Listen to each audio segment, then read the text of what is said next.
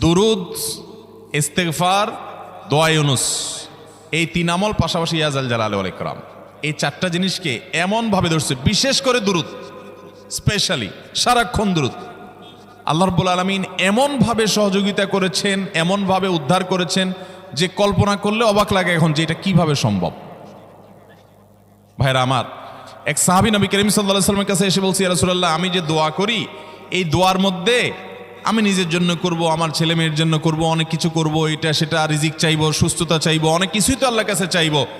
আপনি তো আল্লাহর রাসূল, আপনার জন্য দোয়া করলে আমাদেরই লাভ, একবার দোয়া করলে আল্লাহ 10 বার রহমত নাজিল করবেন, তো আপনার জন্য আমার দোয়ার ভিতরে কত পার্সেন্ট রাখবো? সাহাবী বারবার বিভিন্ন পার্সেন্টেজ বলছিলেন যে 3 ভাগের 1 ভাগ আপনার জন্য রাখি ইয়া রাসূলুল্লাহ, অর্ধেক রাখি, আরো বেশি করে রাখি। তিনি যত বলছেন নবী করিম সাল্লাল্লাহু আলাইহি ওয়াসাল্লাম আরো বাড়ানোর জন্য তাকে উৎসাহ দিচ্ছিলেন। এক পর্যায়ে যখন তিনি বললেন, ইয়া রাসূলুল্লাহ,